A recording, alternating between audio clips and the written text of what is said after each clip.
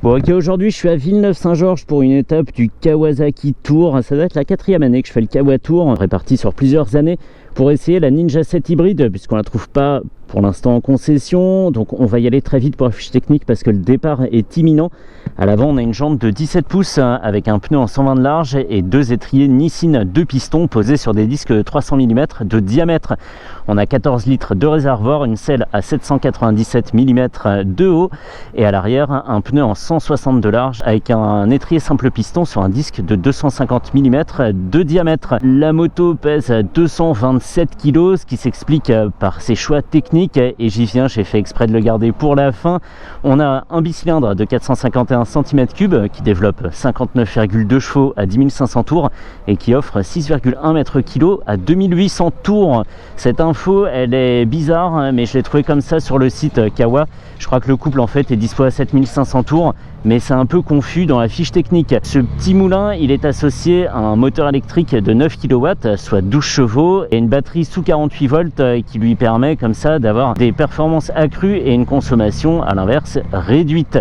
Tout ça est associé à une boîte 6 automatique. Évidemment on n'a pas de sélecteur, pas de levier d'embrayage et une petite gâchette pour passer les rapports. Est-ce que j'ai oublié quelque chose? Je peux dire aussi qu'il y a le fameux TFT de 4,3 pouces avec une présentation un petit peu différente d'habitude. 3 modes de conduite, elle est accessible au permis à 2. On a une marche arrière et un mode marche pour nous accompagner comme ça partout, comme si on promenait un petit chien finalement. J'avais dit de cette moto qu'elle semblait avoir un empattement plus long. Un empattement plus long que les Kawa normales, et c'est vrai, on a un empattement d'1,53 m, c'est 12 cm plus long qu'une Ninja 650 et 16 cm plus long qu'une Ninja 500. On va voir comment ça se passe. On va partir, je vais m'équiper d'un airbag et on est parti sur un Ninja 7 hybride. Go! Ce que j'ai pas dit, c'est que 227 kg sur la balance, c'est une trentaine de kilos plus lourd que ses petites sœurs Ninja 500, Ninja 650. Donc ça fait un petit peu de poids, mais forcément déjà avec 13 kg de batterie et puis tout le matos pour rendre la boîte auto, etc. Ça pèse. Ok, on va commencer en mode éco, donc longue pression sur le bouton. On a un bouton, coup de démarreur. Ok, on va passer la première avec la petite gâchette derrière le guidon, plus sous l'index et moins sous le pouce. Démarrage en côte, ça ne pose pas de souci. Et alors je le disais, il y a 3 modes de conduite et autant de boutons, puisqu'il y a un bouton par mode de conduite. On a le mode sport où le moteur thermique est tout le temps enclenché, le mode éco où on démarre jusqu'à 20 km/h sur le moteur électrique, et le mode full électrique où on peut rouler jusqu'à j'ai peur de dire des bêtises là, jusqu'à 64 km/h pendant 13 km, ou c'est l'inverse, 13 km/h pendant 64 km, non je crois que c'est le premier. Et donc quand on est en mode sport, on peut se servir de ce petit bouton vert, le petit bouton e-boost, pour vraiment cumuler le moteur électrique de 9 kW ou 12 chevaux et le moteur thermique de 59 chevaux.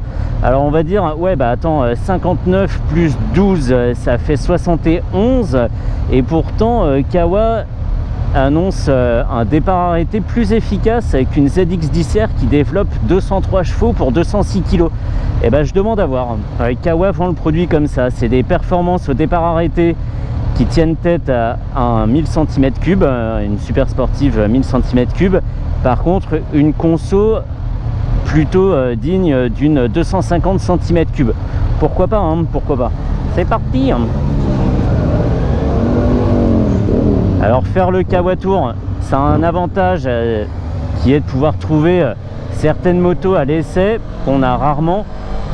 Première, deuxième, je pense notamment à la ZX-10R, c'est d'une douceur, c'est dingue. Quand tu es en charge, c'est doux, sinon ça fait un peu comme un petit coup de feu dans la boîte. Mais quand tu es en charge, c'est quasiment aussi doux que le DCT chez Honda. C'est dingue, hein. Alors on va rétrograder, un petit coup de pouce, clic clic. J'adore le feeling du bouton, c'est un peu idiot mais ergonomiquement c'est super bien foutu. Alors là on est en première, si je fais un tout petit coup d'index, je peux pas repasser au point mort. Ok, le moteur s'est coupé, on est en stop and start classique comme ce qu'on peut voir sur les voitures. Et là avec un petit coup de gaz. C'est super progressif, super doux à prendre en main. Ça serait une bonne école pour les gens qui n'ont jamais conduit de moto électrique. Le moteur thermique vient de démarrer. Voilà, il y a aussi la possibilité de laisser la boîte gérer le passage des rapports, d'être en full auto.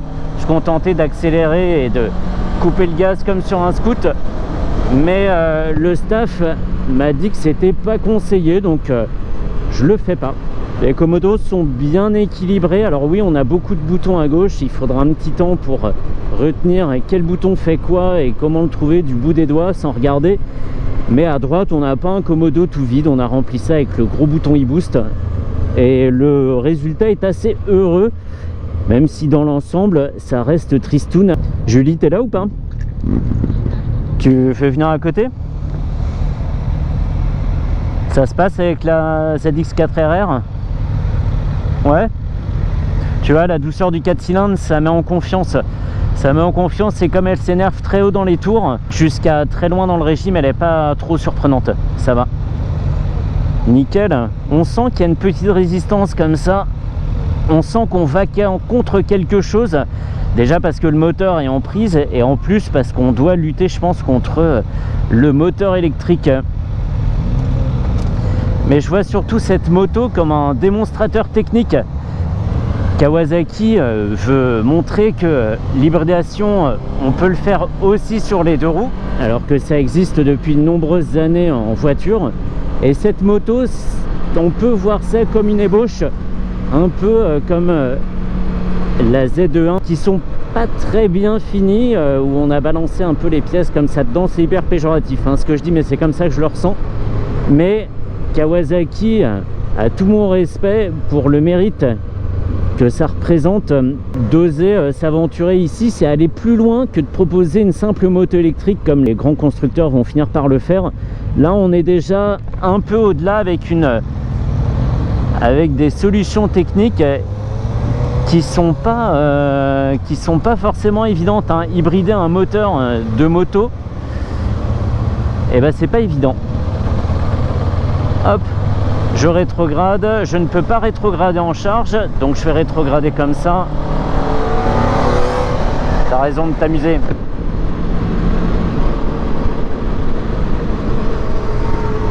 Et un petit peu plus tard, je vais passer en mode sport. Et il me suffira donc de rester enfoncé quelques secondes sur le bouton adéquat pour pouvoir en profiter du e-boost. Bien, c'est rapide, hein, on peut faire clic clic clic et ça descend d'autant de rapports. C'est pas on a cliqué 5 fois sur le bouton, mais comme on a un temps de réponse précis, et on a eu le temps d'effectuer que 2 opérations, 2 rétrogradages par exemple. Ça, c'est mon côté électronicien qui ressort, mais c'est bien. Un clic égale une action, on peut pas déborder la machine là-dessus. Ça répond très très bien. Ok, et sur cet écran, qu'est-ce qu'on trouve? C'est à peu près la même présentation que sur la 125 électrique. On a la vitesse en gros, l'autonomie en mode électrique, ici 17 km. Ok, très bien, donc on a la batterie full puisque c'est indiqué à gauche, et à droite l'équivalent en essence. Là, on a bien les 14 litres du réservoir, donc c'est bien. On a la température des batteries en haut à gauche, le régime moteur tout en haut dans une espèce de barre violacée pas très jolie, avec un moteur qui évolue très très bas dans les tours, hein, avec une aide très précieuse du moteur électrique. On a effectivement pas besoin de trop monter dans le régime. On a aussi une température d'eau, une horloge et la possibilité de faire défiler les infos avec les petits boutons en bas à gauche et en bas à droite de l'écran. C'est toujours moins pratique quand on a enlevé sa main de la poignée. Moi, j'aime moins. Mais jusqu'à présent, ça se conduit bien et l'empattement conséquent, donc je le répète, 1,53 m, soit 12 cm de plus qu'une Ninja 650, c'est ça, 12 cm pour rappel. Ça fait pas grand chose sur la maniabilité, on n'a pas une moto feignante. On peut pas dire comme ça en étant assis dessus, si on l'a pas vu à l'arrêt la machine, qu'elle est plus longue ou plus courte. C'est pas perceptible. J'ai coupé le gaz, je peux appuyer sur le mode sport et le mode sport, et on a en plus cette jauge de boost qui s'est affichée. Je sais que c'est cette jauge parce que c'est la même sur la 125 électrique. Qu'est-ce qu'on a comme info? On a la conso instantanée, la conso moyenne, 4,3 litres au 100 sur une machine qui a roulé. Est-ce qu'on peut avoir un totaliseur, s'il vous plaît? 3900 km, donc ça commence à être pertinent. EV Range, et là avec le plein on a une autonomie estimée à 282 km. Alors le mode boost, il fonctionne pas en continu, il fonctionne pendant une quinzaine de secondes. C'est un boost, hein, c'est pas quelque chose de permanent, c'est une petite aide. Donc on ne pourra pas tricher comme ça en continu. Si on veut une moto plus puissante, il faut acheter autre chose. Et c'est là que c'est un peu étrange de proposer cette moto. D'ailleurs je l'ai pas dit, mais les estimations parlent d'un prix à 11 500 €, donc un peu plus cher que ses petites sœurs. Mais pour une moto finalement qui est moins puissante qu'une Ninja 650, et avec peut-être plus de choses qui peuvent tomber en panne, plus de choses à manipuler pour avoir un résultat vraiment sympa, je sais pas. Est-ce qu'il vaut pas mieux acheter une Z900 par exemple? Je sais pas. Mais en termes de démonstration technique, c'est très intéressant. Et le e-boost, j'ai dû me foirer quelque part, et c'est peut-être le fait que on soit pas en boîte auto qui fasse ça. Ok, là je suis en mode auto, je l'ai fait, on m'a dit de pas le faire, je le fais quand même. C'est mal, ouais. Là ça rétrograde, là ça rétrograde. Ok, en troisième, là il est juste, tu devrais rétrograder mon petit gars. On a 1800 tours. Ok, ok.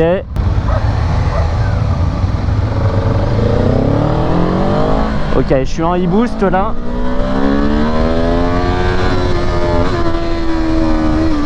Ok, c'est pour ça qu'on m'avait dit de pas le faire.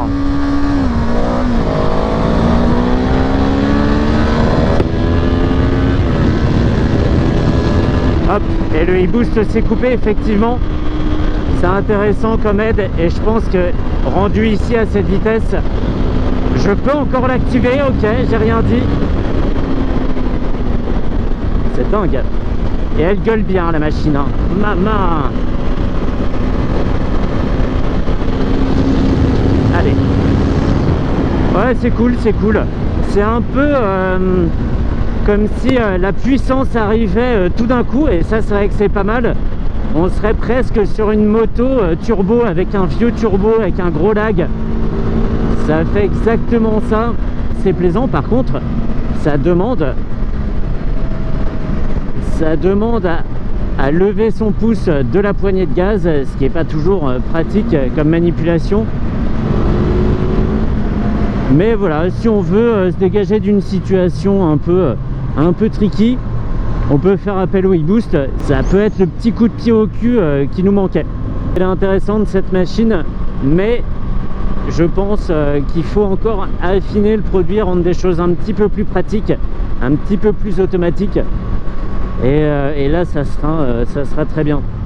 La douceur du changement de vitesse, ça m'épate.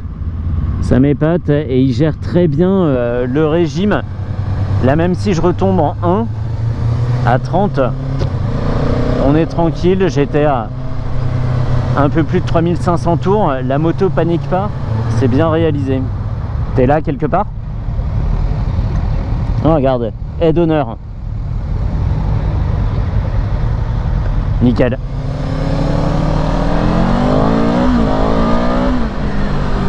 Ah, les performances sont bien là. Quand tu gères bien, quand tu penses bien à démarrer avec le e-boost, avec le bon rapport, et que tu penses surtout à bien passer les vitesses, bah c'est super plaisant. Là effectivement c'est un peu limite. On se rappelle qu'on a un 450 cm3 entre les jambes.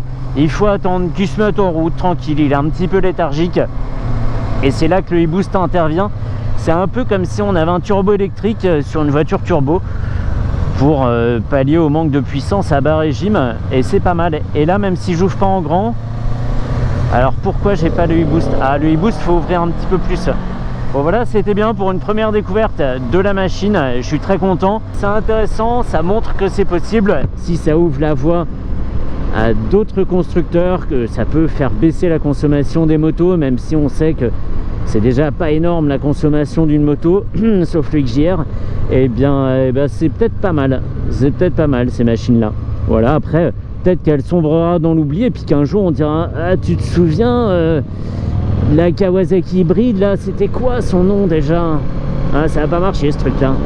Là, peut-être, on sait pas. Mais en tout cas, chapeau, rien que pour la gestion de la boîte auto, il pourrait largement lancer un produit équivalent au DCT ou au nouveau produit chez BMW qui arrivera en 2025.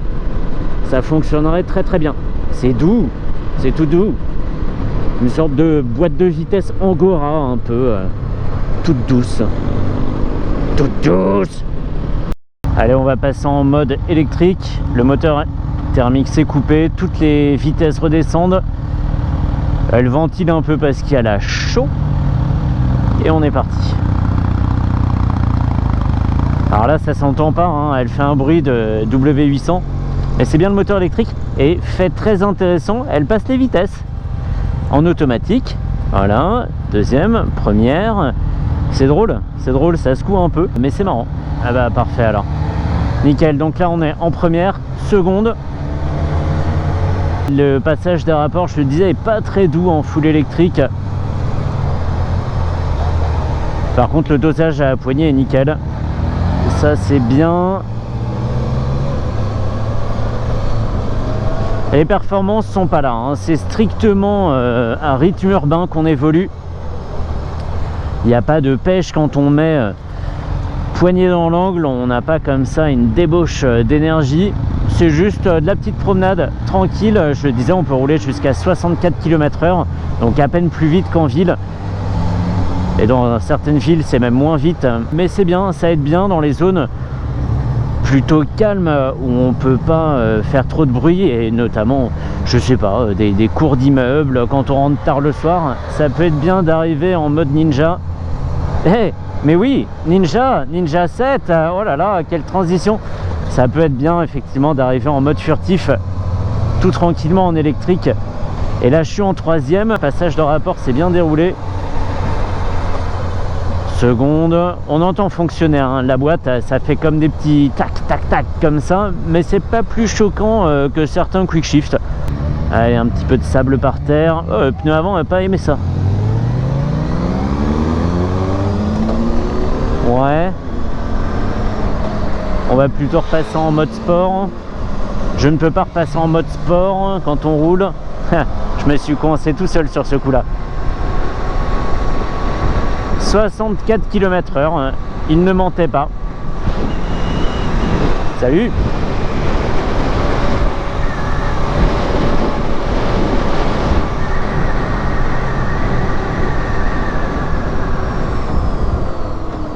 J'aimerais bien faire un démarrage canon là.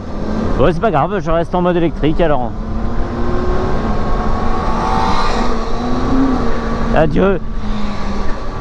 Je vais bien réussir à faire mon accélération quand même. Voilà, nickel.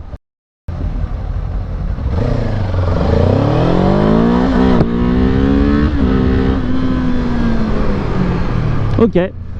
Ok, bon c'est bon, je l'ai le boost là en vidéo. Enfin. Ouais, nickel, c'est juste que le point mort était sous la première en fait. Ok.